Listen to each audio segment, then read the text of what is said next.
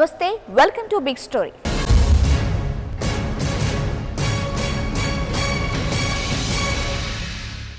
పచ్చని ప్రకృతి అందాలు చూస్తే మనసు పురివిప్పిన నెమలిలా నాట్యమాడుతుంది. రమణీయమైన జంతు ప్రపంచాన్ని చూస్తే ఊహాలోకంలోకి వెళ్ళిపోతుంది. కోయిల రాగాలు, పాలపిట్టల అందాలు, చెంగు చెంగున దుమ్కే లేడికూనలు, జలకాలాడే ఏనుగులు, గర్జించే పులులు, శత్రువును వేటాడే సింహాలు. అబ్బో, ఒకటేమిటి, అన్ని వింతలు విడ్డూరాలే. మనసుపై గీచిన ఈ చిత్రాలు మాయమయ్యే రోజు వచ్చి పడిందట. ఈ మాయదారి లోకమే ఇందుకు కారణమట.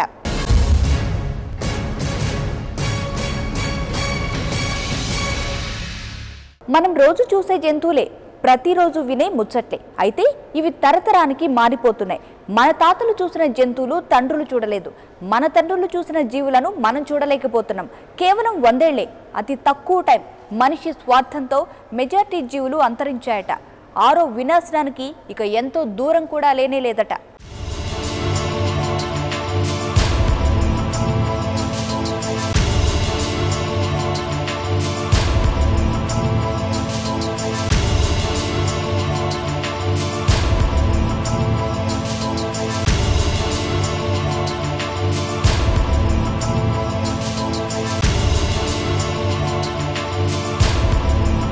ఆ ప్రకృతి తల్లి పరవశిస్తుంది.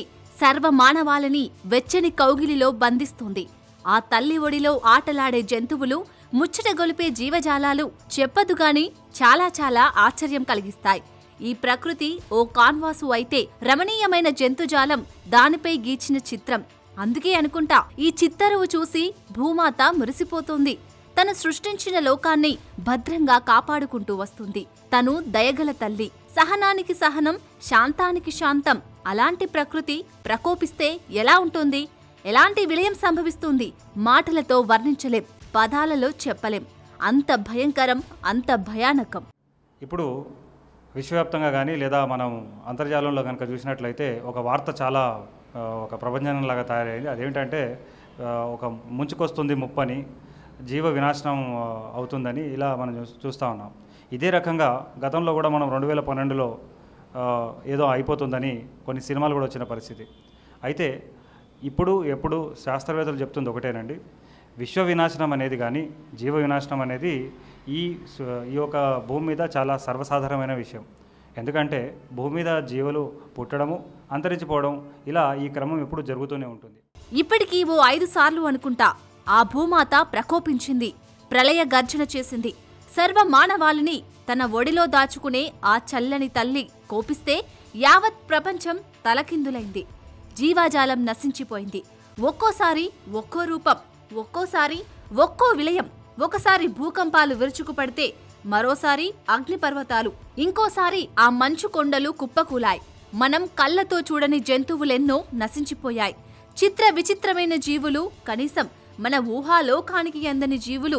కొన్నేమో గాల్లో ఎగిరేవి, మరికొన్ని నేలపై నడిచేవి, ఇంకొన్ని సముద్రంలో జీవించేవి.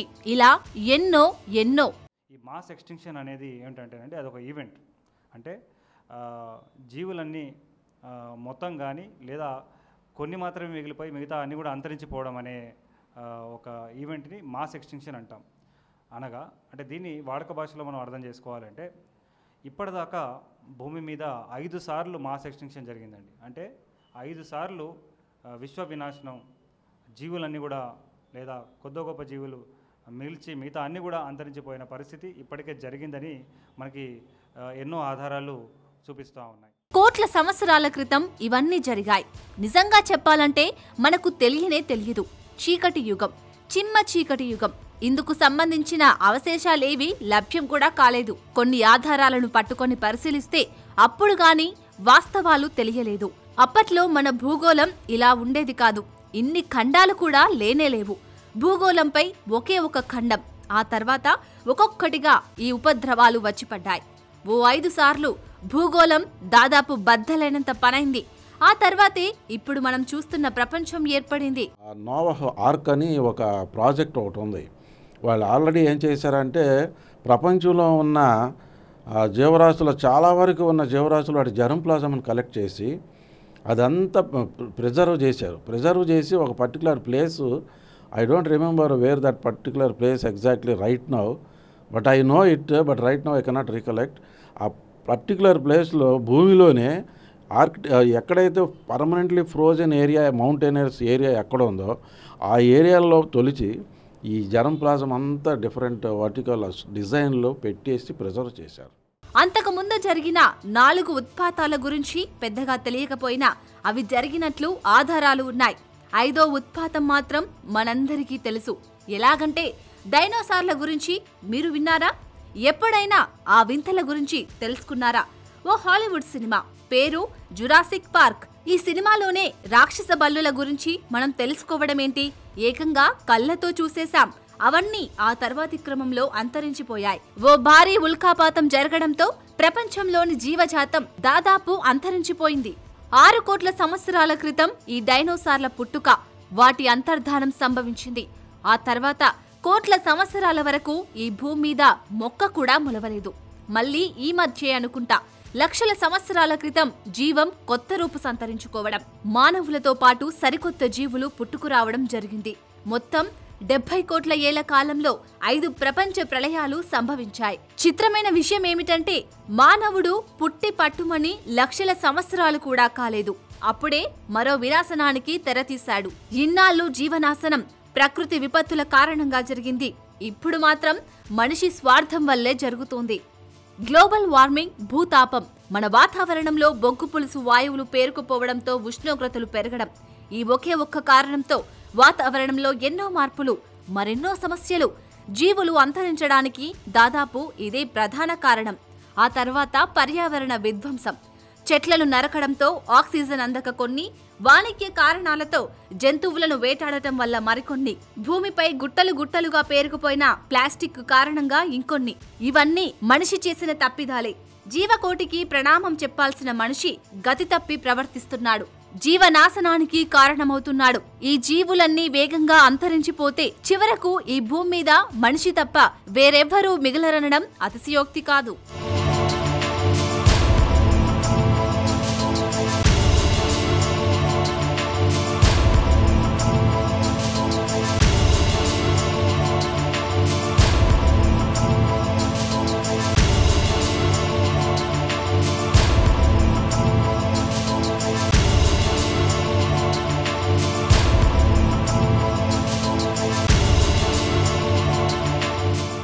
స్వార్థం వెరితలలు వేస్తుంది.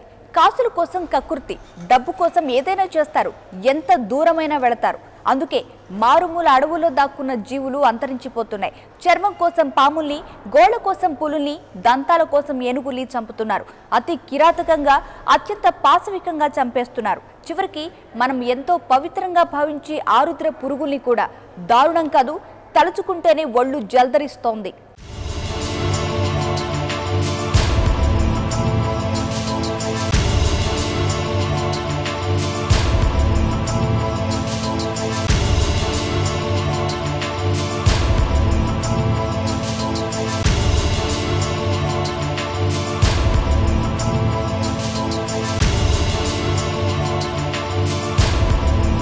ఈ మధ్య మనిషి విపరీత పోకడలు పోతున్నాడు. స్వార్థమే పరమావధిగా బతికేస్తున్నాడు. ఏ జీవి ఎడిపోతే తనకేంటి, తను మాత్రం సుఖంగా బతికితే చాలు. ఇది సిద్ధాంతం, అత్యంత దారుణమైన సిద్ధాంతం. ప్రపంచంలో ఏ మతం ఇలా చెప్పలేదు, ఏ చరిత్ర ఇలా ఉన్నట్లు రుజువులు చూపించలేదు. అయినా అంతే, తన దారి తనదే. ఇతర జీవుల్లో విలువైన భాగాలేంటి, వేటిని చంపితే ఎక్కువ డబ్బొచ్చి పడుతుంది, ఇష్టం వచ్చినట్లు. గట్టిగా చెప్పాలంటే ఇతర జీవులకు ప్రత్యక్ష నరకం చూపించి మరీ తన పంతం నెగ్గించుకుంటున్నాడు. ఈ స్వార్థం ఓ సముద్రమంతగా మారి జీవ వినాశనానికి తోడ్పడుతుంది. ఈ ప్రపంచంలో అత్యంత అరుదైన జీవులే కాదు, నిత్యం కనబడే జీవులు కూడా అంతరించే కాలం వచ్చేసింది. చీచీ, ఇది కూడా ఓ బతుకేనా? ఇలా బతకడాన్ని కూడా బతకడం అంటారా? ఇప్పుడిలాగే తిట్టుకోవాల్సి వస్తోంది. మనిషి స్వార్థం కోసం జీవులను హింసించడం చూస్తే కుప్పకూలిపోవాల్సిందే. ఆ హింసను చూసి అసలు వీళ్ళు మనుషులా, రాక్షసులా అనాల్సిందే. అడవుల్లో బతికే జంతువులే కాదు, వీళ్ల స్వార్థానికి ఇళ్లలో పెంచుకునే జంతువులు బలవుతున్నాయి. తమ ప్రాణాలను కోల్పోయి డబ్బు మూటలు తెచ్చిపెడుతున్నాయి. జీవరాశులు అంతరించిపోతున్నవన్నీ మానవుడికి ఉపయోగపడేవి, బెనిఫిషియల్గా ఉండే జీవరాశులన్నీ అంతరించిపోతున్నాయి. ఉదాహరణకి ఏనుగు అంతరించిపోతోంది, పులి అంతరించిపోతున్న తెగల్లోకి వచ్చింది. అలాగే చాలా పెద్ద పెద్ద యానిమల్స్ అన్నింటినీ కూడా మనం అంతరించిపోతున్న యానిమల్స్ లిస్టులోకి తెచ్చేసాం ఆల్రెడీ. వాటిని కాపాడాల్సిన ఆవశ్యకత ఉందని. వాళ్ళు అంతరించిపోవట్లేదు, మైక్రోబ్స్ అంతరించిపోవట్లేదు. కొత్త కొత్త రోగాలన్నీ కారణాలు అవుతున్నటువంటి కొత్త కొత్త రకాలైన మైక్రోబ్స్ కానీ కొత్త రకాలైనటువంటి పారాసైట్స్ కానీ అవి ఎక్కువ అయిపోతున్నాయి. అంటే ఆ రకం జీవజాతి ఉద్భవించడానికి కావలసినట్టుగా ఇప్పుడు మానవుడు వాతావరణాన్ని, తన పర్యావరణాన్ని పెంచుతున్నాడు. అడవికి రారాజు సింహం. మరి ఆ సింహాలకు రారాజు ఎవరు? ఇంకెవరు? మనుషులే. కరడుగట్టిన ఈ పెద్ద మనుషులే ఓ తుపాకీ వేసుకుని అడవుల్లోకి వెళ్లడం, దొరికిన సింహాన్ని దొరికినట్టు వేటాడడం, ఇదొక ఆనందమట. వినోదం మాటున ఎన్ని జంతువులు చంపినా తప్పులేదట. ఇదంతా ఒకప్పుడు అనుకోండి. వన్యప్రాణి చట్టాలు పుట్టుకొచ్చినప్పుడు ఇది కొంచెం సద్దుమణిగింది. ఇప్పుడు కొత్తాట వచ్చేసింది. అది డబ్బుల కోసం ఆట, కాసుల మూటల కోసం జంతువుల వేట. పులిగోళ్లు మెడలో వేసుకుంటే మంచిది అని ఎవరో చెప్పారట. అంతే, వాటికి విపరీతమైన డిమాండ్. దీనిని తీర్చడానికి పులులను వేటాడి ఆ గోళ్లను, చర్మాలను పీక్కొని ఎంచక్కా వచ్చేస్తారు. కస్తూరి కోసం కస్తూరి జింక, దంతాల కోసం ఏనుగులు, కొమ్ముల కోసం ఖడ్గ మృగాలు, ఇలా ఒకటేమిటి సమస్త జంతువులు సర్వనాశనం. చర్మం కోసం మొసళ్ళు, చేప నూనె కోసం పార్కు చేపలు, అంబర్ కోసం తిమింగలాలు, డొప్పల కోసం తాబేళ్లు, చర్మాల కోసం పాములు, ఇలా అన్నింటినీ టార్గెట్ చేశారు. వర్షం వస్తే కనిపించే ఆరుద్ర పురుగులని వదలడం లేదు. వీటిని వేడి నీళ్లలో ఉడకపెట్టి ఆ రసాన్ని తీసి మరీ అమ్ముతున్నారు. బతికున్నప్పుడే పాముల చర్మాలను వలిచి చంపేస్తున్నారు. న్యాచురల్ హ్యాబిటేట్స్ను ప్రొటెక్ట్ చేయడానికి కావాల్సిన కేర్ని, దానికి కావాల్సినటువంటి ఇన్వెస్ట్మెంట్ని చేయలేకపోతున్నాం. దానికి ఇండియా అంటే చేయలేకపోవచ్చు. ఏదో 329 మిలియన్ హెక్టేర్లు భూమిలోనే 130 కోట్ల మంది ఉండాలి. కాబట్టి ఏదో అమెరికా వాళ్ళు, లేకపోతే చైనీసు, లేకపోతే ఏ దేశం ఉన్నా తీసుకోండి, వాళ్ళు చాలా తక్కువ మంది, చాలా ఎక్కువ ప్రాంతాల్లో ఉంటున్నారు. వాళ్ళు కూడా చేయట్లేదు ఈ రకమైనటువంటిది. ఎంతసేపు మనమే చేయాల్సి వస్తుంది. అందుచేత మనం చేసి మిగతా ప్రపంచానికి ఆదర్శంగా నిలవాలి అని అంటే మొత్తం భారత ఉపఖండం అంతా కూడా ఈ ప్లాంటేషన్స్ కానీ న్యాచురల్ హ్యాబిటేట్స్ని డెవలప్ చేయడం కానీ చేయకపోతే ఈ జీవరాశులు అంతరించిపోవడం జరుగుతుంది. నేరుగా జంతువులను చంపడం ఒక పద్ధతి. వాతావరణంలోకి కాలకూట విషం లాంటి రసాయనాలను చొప్పించి మరీ జీవులను చంపడం మరో పద్ధతి. పారిశ్రామిక విప్లవంతో ఎన్నో జీవులు అంతరించాయి. గట్టిగా చెప్పాలంటే అంతరించకుండా మిగిలిపోయిన అరుదైన జీవులు అతి కొద్దిగానే ఉన్నాయి. ఎప్పటిదాకా ఎందుకు? మన భారతదేశానికి స్వాతంత్ర్యం రాకముందు ఉన్న జీవులకు ఇప్పుడున్న జీవులకు పోలికే లేదు. ఆనాడు కుప్పలు తెప్పలుగా కనబడిన జీవులెన్నో అంతరించిపోయాయని నిపుణులు చెబుతున్నారు. సాధారణంగా 100 ఏళ్లకు ఓ 2 జీవజాతులు అంతరిస్తూ ఉంటాయట. ఇది జీవశాస్త్రవేత్తల లెక్క. ఈ మధ్య ఏడాదికి 2 జీవులు అంతరిస్తున్నాయట. అంటే 100 ఏళ్లలోనే ఓ 200 జీవులు అంతరించిపోయాయన్నమాట. మన తాతలు చూసిన జీవులు మన తండ్రులు చూడలేదు, మన తండ్రులు చూసినవి మనం చూడలేదు అన్నమాట. మరి దారుణం కదూ. ఈ మధ్య అమెరికన్ యూనివర్సిటీ స్టాన్ఫోర్డ్ ప్రొఫెసర్ ఒకరు బాంబు బద్దలయ్యే విషయం ఒకటి కనిపెట్టారు. వెన్నెముక కలిగిన జీవుల్లో ఓ 30% జీవులు అంతరించిపోయాయంట. అధిక శాతం జీవులు దాదాపు అంతర్ధానం స్థాయికి చేరుకున్నాయట. వీటిలో చేపలు, పక్షులు, ఉభయచరాలు, సరీసృపాలు, క్షీరదాలున్నట్లు ఈ శాస్త్రవేత్తల బృందం నిర్ధారించింది.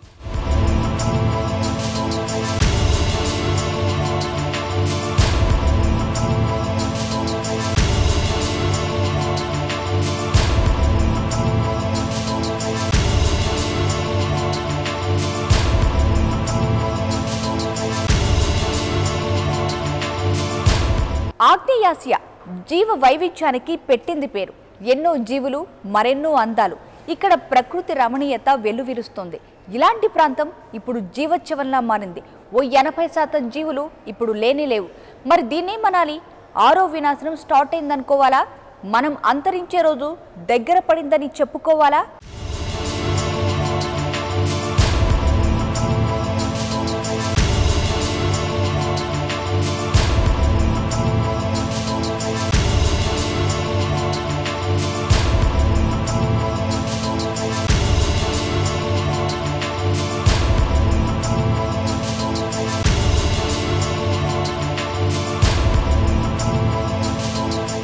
జీవ పరిణామ సిద్ధాంతం అనేది ఒకటుంది.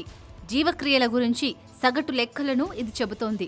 ఇందులోని ఒక సిద్ధాంతం ప్రకారం ప్రతి 100 ఏళ్లకు 2 జంతు జాతులు నశిస్తాయి. ఇది అత్యంత సహజం. 20 లక్షల ఏళ్లుగా ఇదే జరుగుతుందంట. అందుకే శాస్త్రవేత్తలు ఈ లెక్కలు గట్టారు. కాకపోతే ఇప్పుడు వేగం పెరిగింది. ఏటా 2 రకాలైన జంతు జాతులు హరించుకుపోతున్నాయి. 100 ఏళ్ల కాలం నుంచి జరుగుతుంది. ఈ శతాబ్దం ప్రారంభ కాలంలో ఎంతో అధిక సంఖ్యలో ఉన్న క్షీరదాలెన్నో ఇప్పుడు కనిపించడం లేదు. శాస్త్రవేత్తల అంచనాలను మించి జంతు వినాశనం జరుగుతున్నట్లు లెక్క. అందుకే ఇదొక విలయంలా దాపురించింది. మిగిలిన జాతులకు పెను ముప్పు పొంచి ఉంది. వైద్యం తగ్గిపోవటానికి లేకపోతే కొన్ని జాతులు అంతరించిపోవటానికి ముఖ్య కారణం మానవ ఇవి ప్రాబ్లమ్సే, మనుషులు చేసే ప్రాబ్లమ్సే.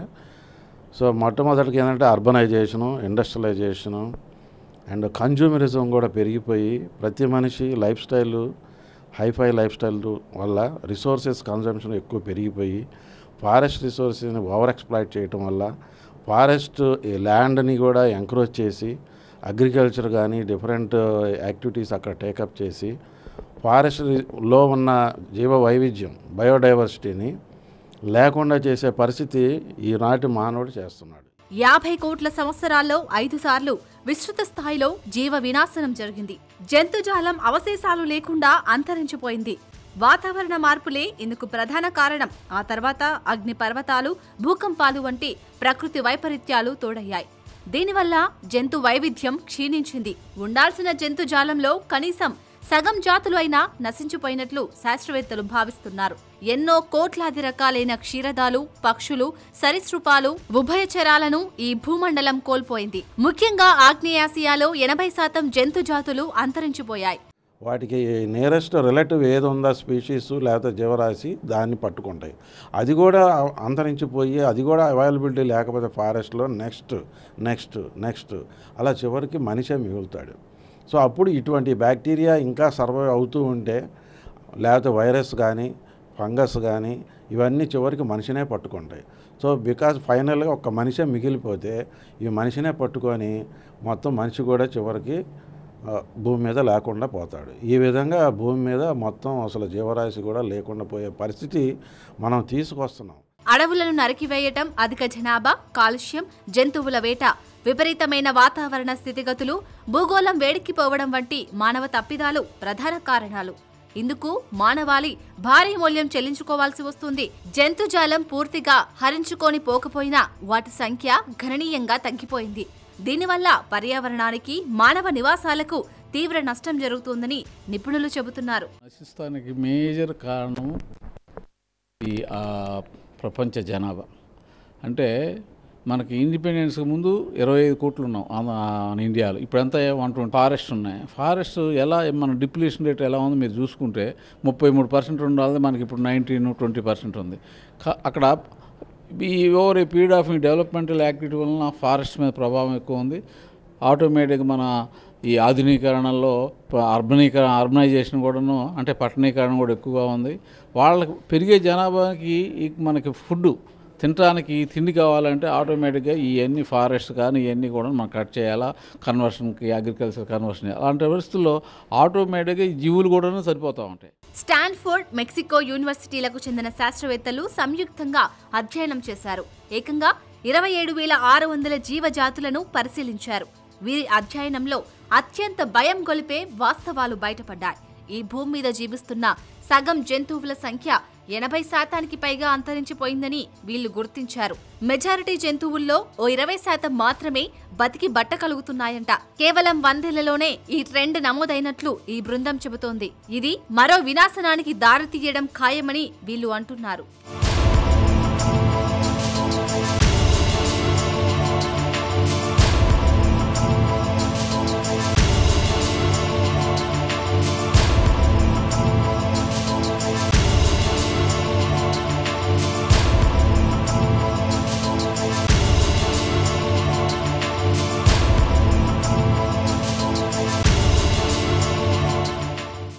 డైనోసార్లు ఢామ్మన్నాయి.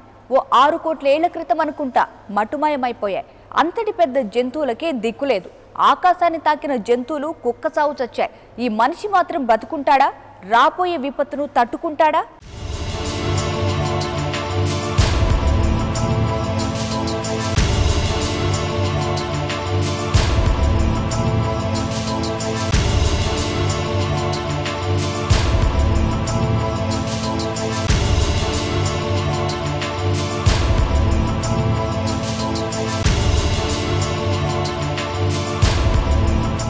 ఇప్పటి వరకు మన భూగోళం 5 ఉపగ్రహాలను ఎదుర్కొని నిలబడింది. ఈ 5 ఉపద్రవాల్లో ఆనాటి జీవజాలం సమూలంగా అంతరించిపోయింది. కొత్తగా మళ్లీ జీవులు పుట్టుకొచ్చాయి. ఒకనాటి జీవులు అంతరించిపోయాయి. ఈ భూమి మీద డైనోసార్లు అనే భారీ జంతువులు తిరిగేవని పరిశోధకులు చెప్పటమే కాని చూసిన వారు లేరు. అరుదైన జంతుజాలం కాలక్రమంలో హరించుకుపోయినట్లుగానే ఈ భారీ జంతువులు ఉనికి కోల్పోయాయి. భూమి మీద వచ్చిన మార్పుల వల్ల జంతుజాలం నశించిపోవటం 5 సార్లు సంభవించింది. ఇప్పుడు 6వ విడత జీవ వినాశనం చోటు చేసుకుంటున్నట్లు తెలుస్తోంది. దీనివల్ల భూమిపై జీవజాతులు అత్యంత వేగంగా అంతరించిపోతున్నట్లు తేలిపోయింది. 5 మాస్ ఎక్స్టింక్షన్స్ ఈ భూమి జరిగింది. దీనికి నిర్ధారణ ఏమిటి, దీనికి ఒక ప్రూఫ్ ఏమిటి అంటే మనందరికీ తెలుసు, ఈ భూమి మీద ఒకప్పుడు రాక్షస బలులు ఉండేవి. అంటే మానవులు పూర్తిగా తన ఆధిపత్యాన్ని ఏర్పరచుకోకముందు ఇక్కడ భూమి మీద మీకు డైనోసార్స్ రాక్షస బలులు ఉండేవన్నమాట. ఈ రాక్షస బలులన్నీ కూడా ఇప్పుడు లేవు. మరి ఏం జరిగింది అయితే లాస్ట్ టైం అంటే 5వసారి మాస్ ఎక్స్టింక్షన్ ఎప్పుడైతే జరిగిందో అప్పుడు ఈ యొక్క డైనోసార్ అంతరించిపోయాయి. ఇప్పటి వరకు సంభవించిన 5 ఉపద్రవాల్లో మొదటిది 44.30 కోట్ల సంవత్సరాల క్రితం జరిగింది. మంచు కొండలు విరుచుకొని సముద్రంలో 100 మీటర్ల లోతుకు పడిపోయిన ఫలితంగా జంతుజాలం నశించిపోయింది. మంచు కరిగిన తర్వాత సముద్రంలో ఆక్సిజన్ నిల్వలు తగ్గిపోయాయి. అప్పట్లో జంతుజాలంలో 60 నుంచి 70% సముద్ర జీవులే. ఆ మార్పులకు జంతుజాలం మనుగడ కష్టసాధ్యమైంది. ఆ తర్వాతి ఉపద్రవం 36 కోట్ల సంవత్సరాల క్రితం సంభవించింది. ఆ సమయంలో భూవాతావరణం అనూహ్యమైన మార్పులకు లోనైంది. దీర్ఘకాలం పాటు ఆ పరిస్థితులు కొనసాగాయి. సముద్రంలో భూమి మీద ఉన్న జీవులన్నీ అంతరించాయి.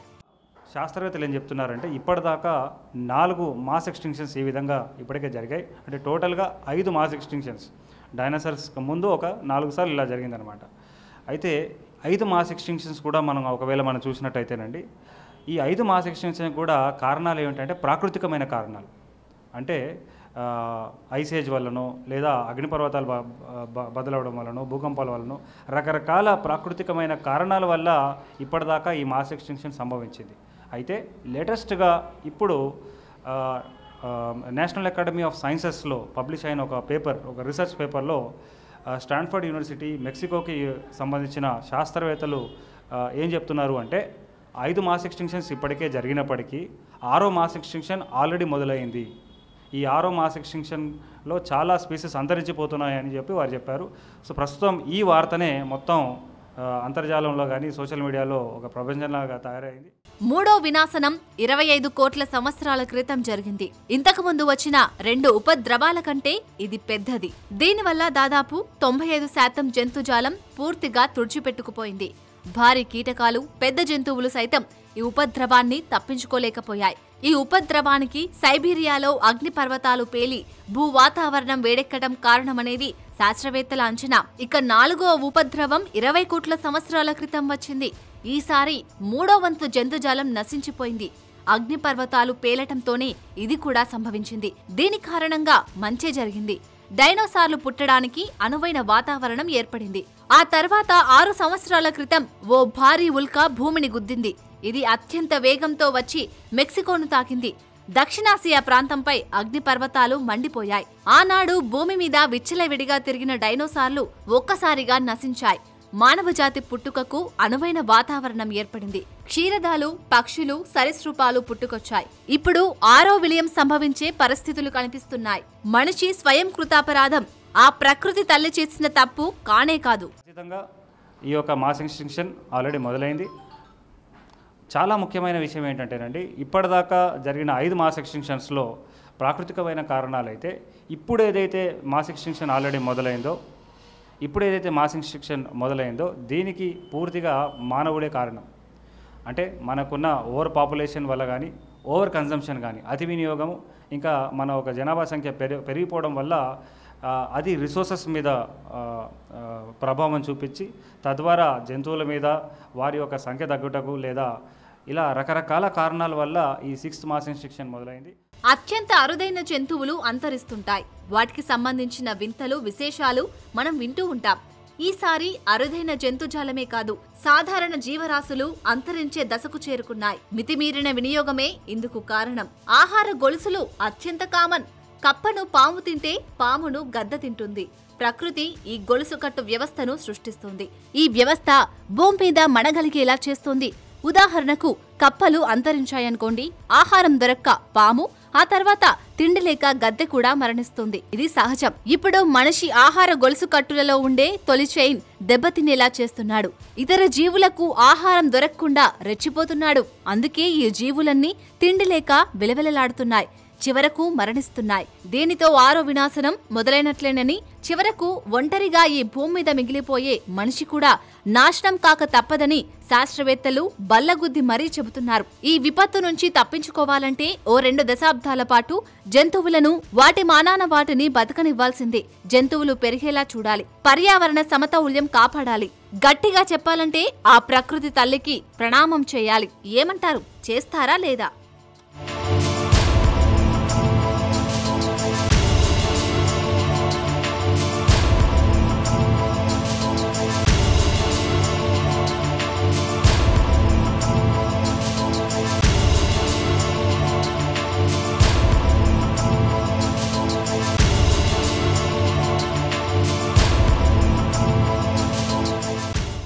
ఇప్పటికీ 5 వినాశనాల్ని ఈ భూగోళం భరించింది.